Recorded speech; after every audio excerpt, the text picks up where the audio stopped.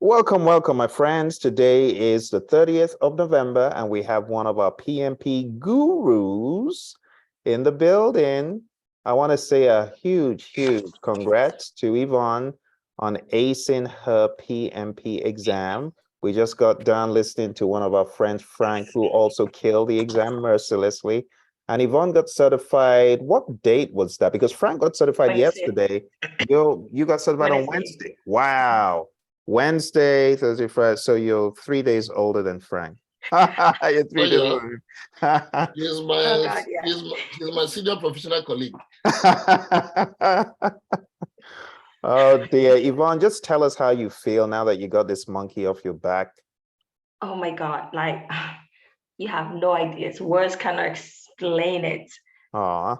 When I clicked on, so I was just like, Frank, I was done 20 minutes before, but I was too chicken to submit. So I was just sitting there and then something was telling me, review your answers again. I was like, no. So I was just sitting there shaking and panicking. And then Aw. I literally sat there for 20 minutes to Are you run this. kidding me? Yeah, I did. You wrote out the last 20 I minutes. did. I wasn't prepared to see the outcome. Oh my gosh. But when they got to like 1 second, I just like submitted it, and I was like this.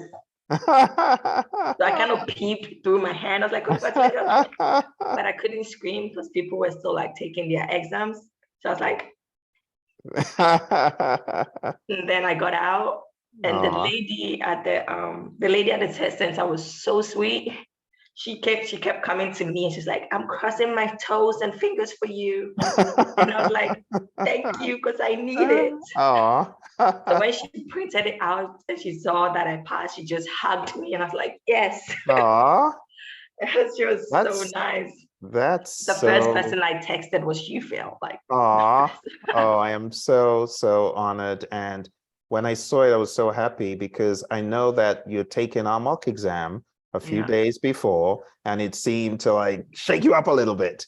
And we had to have a talk, and I said, look at all the results of people who are taking this exam and didn't get the score like this, and you can do it. And so I am really glad and really happy that you've done it. So what advice, if you're going to give one piece of advice to our friends, what would it be? What's your number one piece of advice?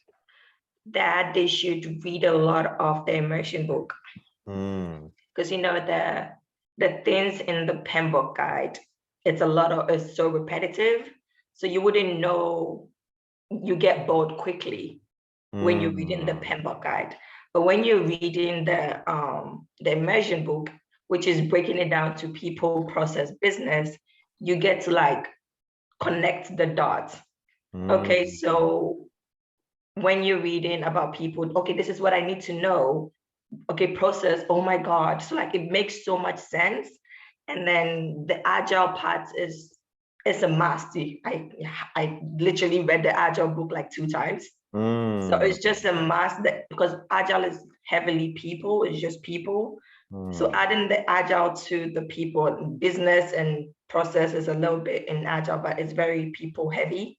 So knowing how to connect the dots in the predict the PMBOK guide will help you merge the two, which will give you the hybrid. Because if you don't know how to connect the dots in the PMBOK, it won't give you the blend of the hybrid. Because hybrid is not just giving you process, it's giving you people as well.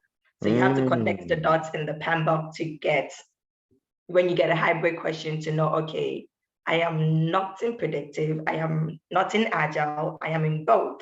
So then how do I maneuver this question? Wow. And I think your immersion helped me a lot because I actually read till business, but I was able to do only one tax in business. Wow. So a lot of people, they don't know that the immersion book brings both worlds together. And for people who are looking for the immersion book, you can find it on Amazon, but you can also get a PDF copy right on our site, Praizion.com. And most of our students here use the PDF copy, and you can search it and you can use Edge to read it to you. So did Edge read the book to you at any point, Yvonne, or how did you read it? I'm somebody, if Edge is reading it to me, I would just sleep. So I wanted to do the read back to me part, but I was like, I need to be reading it myself That's and awesome. making it make sense in my head and jotting down. That's awesome. And it's so big. I mean, it's 600 pages, but it's valuable. You know, it's valued 600 pages. And I saw that you've taken a lot of the quizzes online on our learning system, and you took both mock exams. And I'm really proud of you for doing that. But let's talk about something else you did that a lot of people, they kind of don't listen when I say it. They're like, okay, Phil, it's overkill. But I did say, go to Ken Schwaber's website. And I did say, pound on Ken Schwaber's mock exams. And not only did you pound on Ken Schwaber scrum.org mock exams, you actually listened to what Roy and I preach, which is, you know, you might want to take the PSM after PMP, but you took it before PMP. So tell us about that experience. How did you power up to get certified as a PSM before going on to PMP? That's so remarkable. How do you do that? So Laura told me PSM, you could take it from home.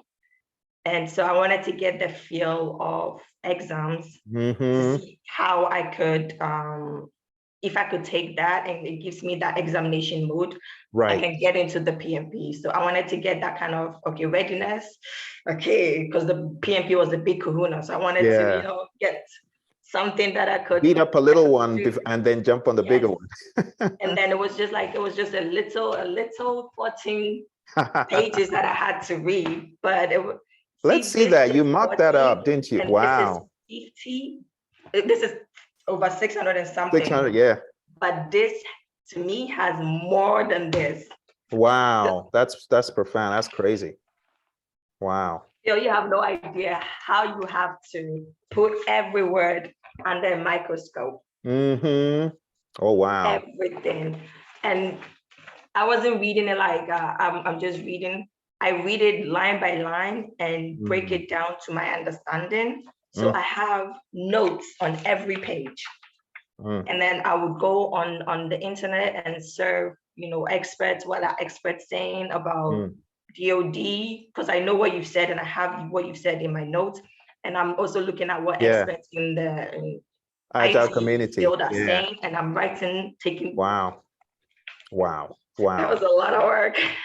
I am so proud because Yvonne, I remember the very first time you sent an email and you said, one of my friends told me about the PMP. I mean, it's not as if you'd been ruminating about PMP for even 6 months. No, Mary told you about it. It was Mary, right? Yeah, so Mary told you about it. And then you sent the email. I'm like, okay, wow, she's brand new to this whole world. Yeah. But you had been working with Mercedes and doing projects, and so you're out in Germany. A lot of people that may not know. So tell us where you're calling from. Where you? Oh yeah, I'm calling from Berlin, Germany. And you work for my favorite car manufacturer. Brand, Mercedes. Yeah, I'm biased, but I was really excited that you came aboard, not having gone through some other crazy courses or stuff that led you out. So you were just fresh to it. You picked up Agile after our training, you understood it, you went for PSM, kill PSM, and then you went for the PMP again. And now you got buy one, get one free. And I'm really so excited and elated. But let's dial in a little bit more to talk about your first pass. So you came for the immersion, not the immersion, you came for the masterclass. The masterclass. So tell us how your experience was for the masterclass. How did you find it? Was it hard? Did you feel out of your depth when you had done the class? Tell us what you went through. So knowing that this was my first take on Agile, PMP, I'm new to this world, I was keeping an open mind. But going through the masterclass and having you and the other colleagues in the class, it didn't make me feel out of space. It actually gave me this learning experience. Okay, we are all learning. Even though I've been in this industry for a decade, we are still learning. We are all equals. So it made me feel like, okay, there's no dumb question. Even when in my head, I'm like, this is a dumb question I'm about to ask, but I'll still ask. But it didn't feel like it was a dumb question, because even if I ask a dumb question, you would still give me a smart answer, and it kind of helps me. So it made me feel free and easy to ask you whatever. Even when you say, if you're reading and you're stuck, just send me the email and I will answer you. And I remember I stumbled across velocity and I was like, what is velocity? Because when you say velocity, what comes into my head is something electricity and blah. So I was like, what are we talking about here? So I just messaged you. I was like, Phil, what is velocity? I see it, but I don't know what it is. And you just explained what I was like, oh, couldn't they just use a simpler version for it? But that is what made studying interesting, because I read the Agile before I read the PMP guide. So this was interesting to me. But remember in the class, I kept telling you I'm scared to open the PMP guide. I'm intimidated by the PMP guide. So it took a while. Did you eventually open it up and dive into it? I actually did open the PMP guide. I read chapters 1 to 4. Chapters 1 to 4. That's on integration. I read on scope. I was doing selective reading. I read on integration because as a project manager, you have to know what integration is. So I read on I read on integration. I read on scope, resource, communication, because it's very important. Risk, also very important, and stakeholders. And then I went to the Immersion book. And when I was reading the Immersion book, I ended up reading on schedule and quality and cost. When you get to the process part, you talk about all of these. It's all there. So I ended up knowing everything that there is to know. Wow. Before I went into the exams. Wow. So let's dial into, Yvonne gets into the exam. This is the part I want to hear about, because I want to know. And before we get to the exam part, let's just talk about what I asked Frank as well, the ITTOs. So how did so in this photo, Yvonne doesn't look like she's happy about the ITTOs. No, I wasn't. So tell us, how did you conquer the ITTOs? I was praying to God. I was like, God, I don't want to see those people because they make me so nervous. I don't want to see them. But luckily for me, I did not see them. Wow, good. What about earned value and all those formulas that people are like, I don't want to take the exam? None of there was a question that has SPI in there, but the question wasn't talking about calculation. It wasn't asking about XPI, because I used the highlights in the exams. I did highlight most of the important thing that they are asking for. Okay. But they do mention it just to throw you off. But no question on earned value and none of that. I didn't get any calculations or whatsoever. Wow. So for people who are scared, I don't want to take the exam because I don't want to witness ITTOs or earned value. There's no need to be afraid, really. I didn't see any calculation either. Yeah. Wow. Okay, that's comforting. So Yvonne sits down and they lead her to the exam. And how are you feeling when you sit down at that desk? Are you feeling like a lamb being led? Oh my God. How are you when feeling? I sat there, I was like, who told me to come here? Why am I here? Who forced me? But the thing was, I also, just like Frank, I didn't get any appointments in Berlin. So I had to travel to another city to do the exams. So when I got there, because it was a new city to me, I don't know any places and I don't know the location. So I had to make sure to get there 45 minutes before my time, because my exams were supposed to start at 10. So I got there before 10 and they registered me on very quickly and I started my exams before 10. Wow. So you studied a little bit going in, like reading on the train? That's good. Okay. I opened I didn't open the PAM book or the Agile book, but I opened my notes from the masterclass and I skimmed through it the night before just for a few hours, and then I slept. And then the morning when I got there, I just went in. Good. So you were ready and you followed my instruction not to Not to go crazy the night before. What did you Yes. do? Did you watch a movie? Did you get some good food? What did you do? I got some good food. Woo! And I watched some short video just to make me laugh. Good, good. Okay. So you go in, Yvonne, and you're ready and you're psychologically ready and you see question 1. What comes into your mind?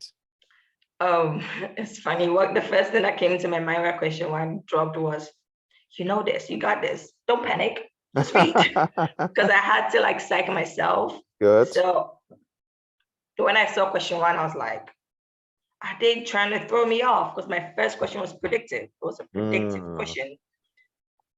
I would say my first 5 questions were predictive questions. So if you're somehow shaky because you're scared and tension, it will throw you all the way off. Because you're expecting agile and then you see the first question predictive. But I did a lot of what Taji said. If I feel like, okay, I don't want to spend so much time on this question because I'm not too confident, I flag it and then I keep moving just to build my confidence level up to come back to it. Because if I don't build confidence, I'll end up choosing the wrong answers where I'm not supposed to. So did Agile appear? What? Did Agile finally appear? Yeah. I got an Agile. I got some Agile questions. And what percentage? Mine, I would say 30 Agile, but mostly hybrid.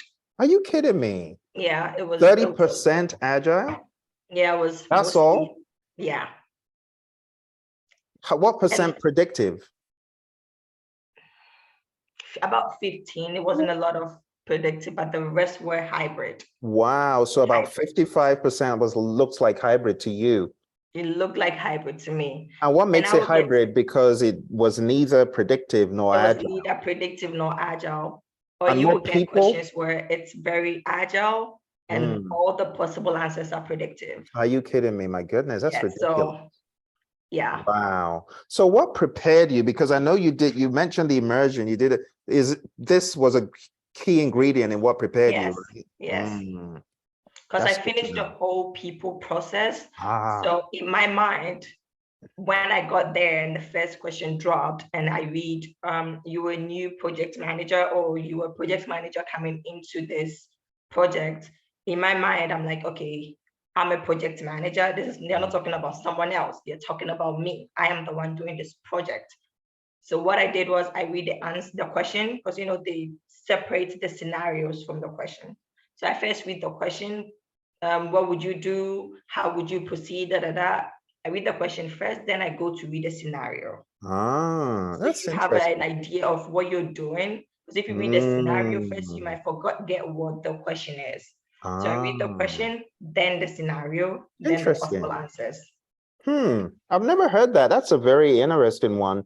So, I mean, you've clarified the demarcation, and this is different from a lot of the other lessons learned I've heard, because some people will just say, read the last 2 sentences. It's not the last 2 sentences, it's really the question that you're reading. Question. Yeah, I like the way you broke that down. Read the question, and then you can read the scenario, especially if you're not able to make sense of it. That's perfect. Because, the question will put, if you have the question in mind, it puts a lot of what is in the scenario in perspective. Exactly. So what I did was when I read the question, when I go back to the scenario and I have my highlighting tools, I highlight the most important thing. Okay, this is a risk question. They are talking about risk. Okay, what would I do? Okay, am I mitigating this? Am I transferring this? Because you have to, if you know where you are in the scenario, okay, high level, I mean quantitative, I mean qualitative. Okay, that's high level. Okay, mitigating, transferring, exploiting, what am I doing? So when I did that, it kind of helped me flash out a lot of answers that I didn't have to waste my time on. I love the way you broke that down. Question, scenario, not last two sentences. No, let's call it what it is. It is the question. That is the question. And then the scenario. I love you breaking it down like that. Thank you so much. So you got done with the first 60 questions, and were you looking at the time on the clock, or were you just whizzing through them all? No, I wasn't even paying attention to the time. I was paying attention to the questions and how quickly I was.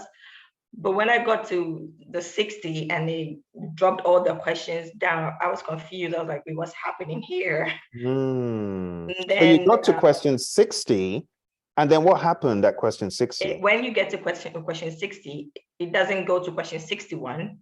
It gives you all the questions from 1 to 60. In a summary. As a summary, yes. Yeah. But you have to click on it for it to open the questions for you. Okay. So it's kind of like you're done, and this is the state, this is unanswered, this is answered, this is flagged. Exactly. This is flagged. So you get to see, okay, these are the questions I have flagged. These are the questions I want to like look into. And then when you end the session, it will ask you if you want to go to break or if you want to proceed. Okay. I'm like, no, I need to stand. So I'm out of here. Okay. So you got done. Do you remember what the time on the clock was at the end of 60? At the end of 60, I think it was, if I remember correctly, it was 160 something. Okay. So that's just about 10 minutes of what we recommend. We recommend 150, but you had 160, so you were actually earlier. Wow. Okay. Yeah. So you got done quicker. Because I was kind of like in my head, I was kind of like questioning it in the sense that I need to have time at the end of it to review some sessions. And I'm a fast reader. So what I did was when I highlighted those questions from all the previous ones, I don't go back to remove the highlights. So when I go back to the flag ones and I open a question, I know, okay, this scenario is talking about this, and this is what the question is talking about. So I don't need to read the whole thing again. I just need to read the highlighted portions, and then I know what the question was talking about. Interesting. Okay. So since you're a fast reader, you traded off highlighting for reading time. Like many people, they can't do that because they're slow readers. So my word to slow readers, be careful how you highlight, because that's also taking time. But you being a fast reader, you could build that in. So you went for a break at the end of 60 when the clock was on 160? Good. I took all my 2 breaks. Oh, wow. Okay. Wow. So you went out, did you eat? Did you drink? I drank. I went to pee, drank something, and then sat for a while. Okay. Stretched my legs before I went back in. I was allowed to take water in, so I had water with me. They allowed you to take water in? Yeah. Only in Germany, definitely not in the United States. I'm sure that Frank didn't take any water into it. I didn't. Yeah, that's interesting. And I didn't take anything. I didn't eat anything. I didn't drink anything. Wow. He went hardcore. I think I remember Taji saying she was not allowed to take water in. So when I got there, I was like, oh, I cannot take my water, right? So I was ready to drop my water I was ready to drop it. And the lady was like, no, you can take it with you. That is crazy. Put it on the floor. You are the first person that I've heard to be allowed into Pearson with water. Because everyone, even at home, some of them, no, you can't have water. Nope. And then some of them are like, you can have a clear glass container at home. But I'm so glad that you actually went out, because I wasn't ready for any crazy things to go wrong. So you jump in, you go into round 2. Are the questions any harder? Are they any weirder? Are they more agile, or just status quo? I think when I went into round 2, at this point, I wasn't expecting Agile anymore. My brain, I was like, yeah, whatever comes. I'm good. I got this. Because it was more people focused, just like what Frank was saying. You would get questions that have 2 answers that are right. They're very right.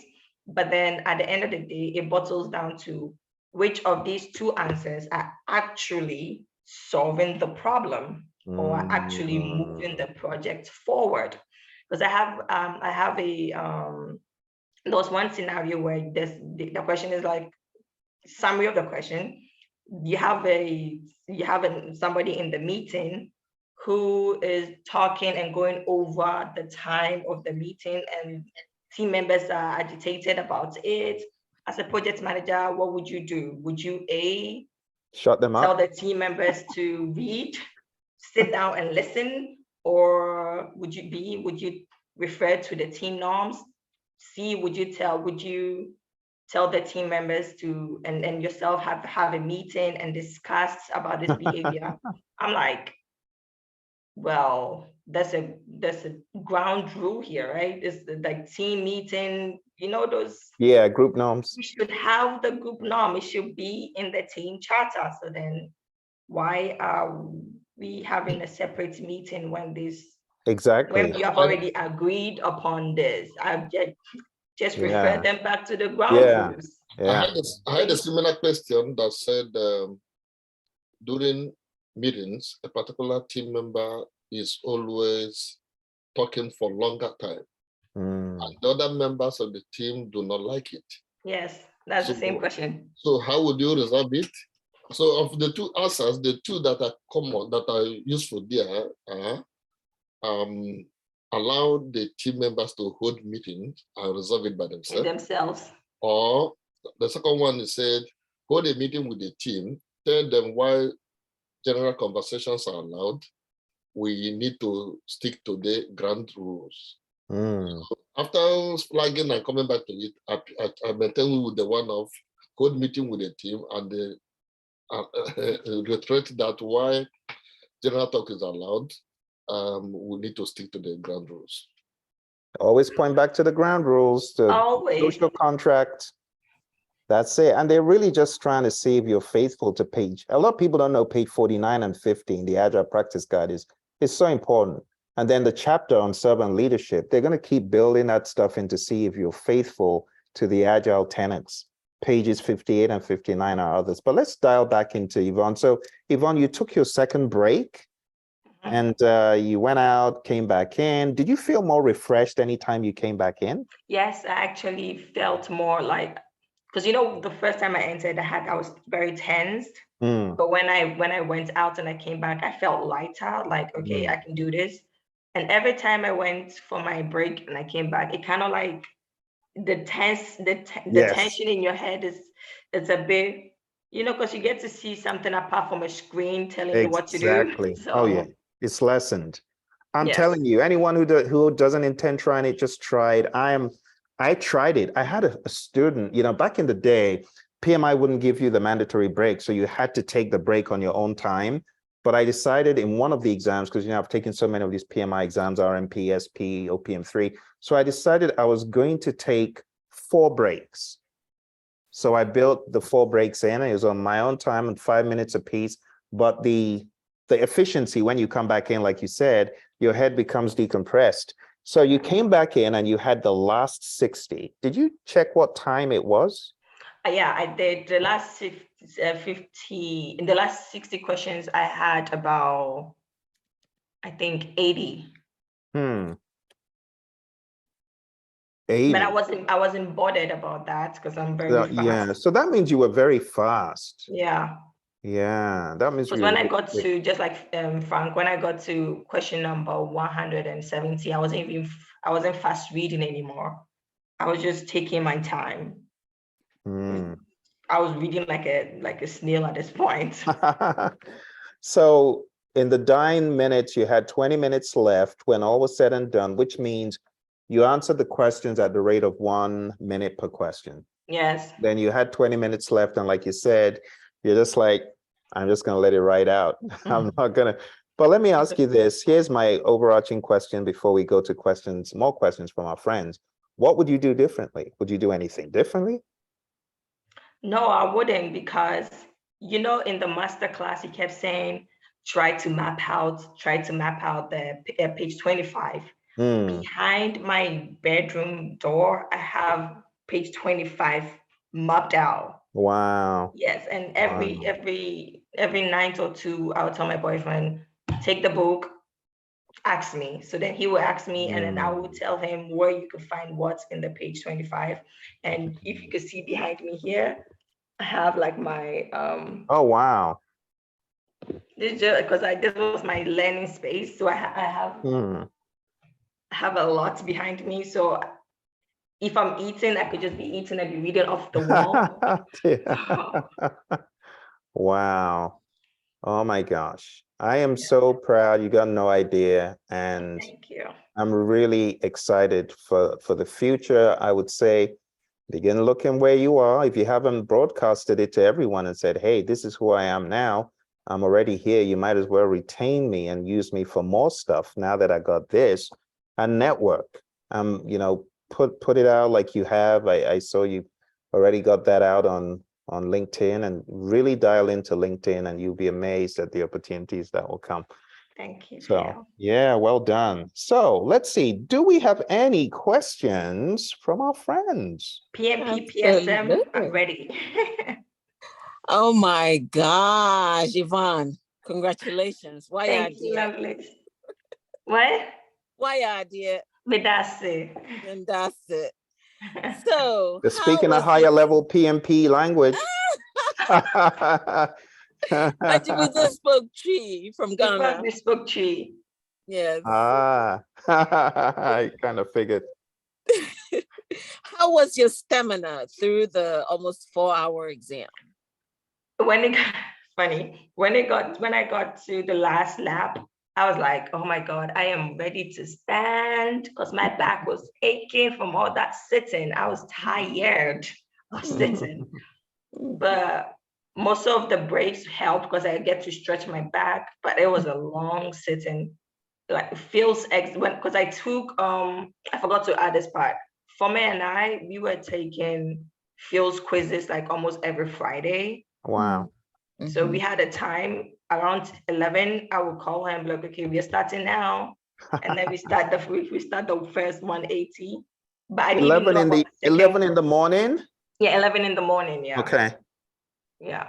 And then we were meeting Lara and Grace on Mondays and Fridays.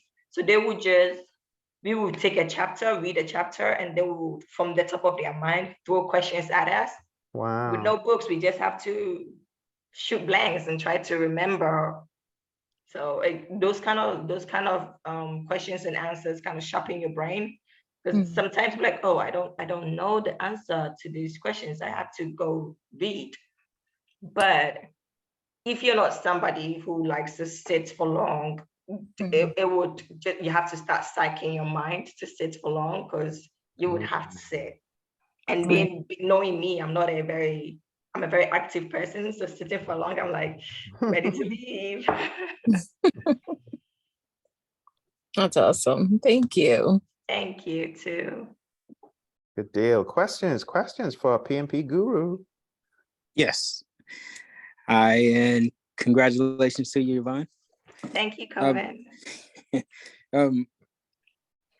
Question on with the test you took, how much time would you say that you placed into going back and actually closing the gaps?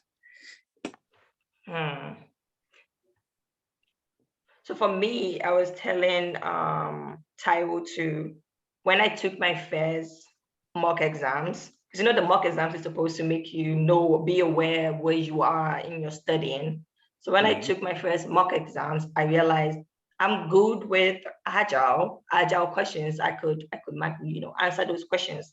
But when it came to predictive questions, I was stuck. So it made me go open the predictive book and actually start reading it. But the more I took the exams and the snackers and all the quizzes on the platform, it kind of made me aware that, okay, I am getting better and better as I'm reading more materials from Phil, because I didn't look outside, just like Frank. The only material I knew was all the Immersion books and all the stuff Phil sent to me and all our screenshots. All the screenshots. That was all the stuff I had. So the more I took questions, the more I answered questions, and the more I asked myself, why am I not getting these stuff correct? It made me aware, okay, I need to go back to my studying, because there's obviously something not clicking in my head. And that's the same thing I did in the exams. When I was answering the questions, I kept asking myself questions as well.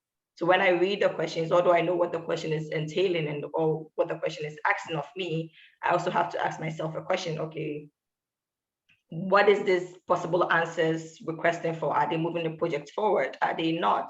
If they are, how are they doing it? Is it harsh? Does it have the people in mind? Because, all these answers are very tricky. So you have to know, you don't want to have a draconian answer. So I was asking all these questions because you're the project manager and you have to put yourself in the shoes of your, workers as well. So I was asking questions to myself, asking when I was solving those, the quiz and the same as the PMP. So I would say every day was a learning experience for me. Every day I learned something new. So it wasn't necessarily I had this time frame, but I was always building up when I took quizzes. It got to a point, Phil, the risk drag and drops, they could tell me nothing because I knew all of those stuff. Wow, good. And I didn't get any of them. Wow. I think I got like 1 or 2 drag and drops.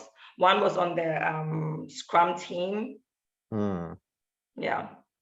And another one was on the student Down something syndrome, something. Oh yeah, the student syndrome, Parkinson's law. Yes.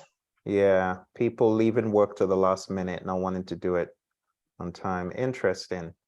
So as far as page 25 is concerned, you obviously had mastered it down. Did that help on the exam, would you say?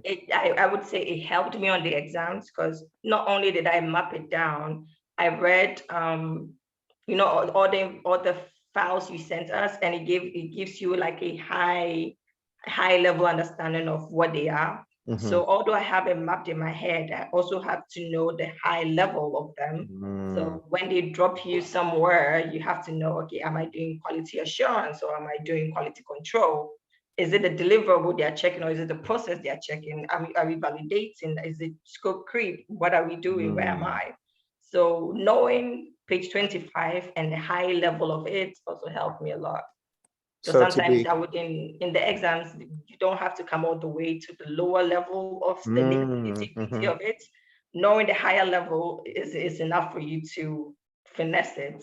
So this stuff that I gave you, yeah? It was always open on my tablet. And I actually read it on my train ride from Berlin to Munich a lot. Wow, you're a real product of the process. So you understood. It wasn't just cramming. You really made sure you understood what was being said. What was being said, yes. I'm really, really happy and excited. And I just want to ask you if whenever you get a moment, maybe you find some individuals to help and work with, because there's nothing like helping other people who are trying to do what you've done. And it just makes you stronger. And people say, Phil, how come you mastered the PMBOK guide like this? Honestly, I started helping. Even before I became a full-time PMP trainer, I started helping my colleagues at Honeywell, and I got 50 of them certified. And I would say, do the same. Whoever you can pair up with, help, maybe start a mini group. That's how you lead in your success. And please do that. You're only going to be better for it. You can even claim PDUs when you mentor, train, and coach. So all you do is make sure you're tracking the PDUs for whatever sessions you do. Like this session, you're going to get PDUs for this. So whenever you add value to people, take note of it, gain the PDUs, and you're just paying it forward, and you continue to have success after success. But please, the good folks, our friends on this call, I want you to also make that part of your responsibility to help as much as you can. Maybe you get a brainwave of something that you've done that can help. Put a chat in the group, and just keep helping as much as you can. But I'm really excited and elated. I can't tell you how proud and excited I am, to be honest, because I know when you came in, you came in like there's not any previous awareness of this. It's your friends who told you about it. Yeah. And were you in the July class or the August? August. Wow. That is quick though. August, wow, that's quick. And your PSM on top of it. So, wow. I'm really, really excited and happy. And whatever I can do to point you in the right direction from here on out, just feel free to shoot an email, and I'll be more than happy to give you guidance on that. Awesome. Any other questions for Yvonne? Going once. Thank you, Cece. Going twice. All right, Yvonne, thank you so much. Don't forget us. Come back and say hello every once in a while, okay? Always. Thank you. Congrats again. All right. Bye. Thank you, Yvonne. Thank you.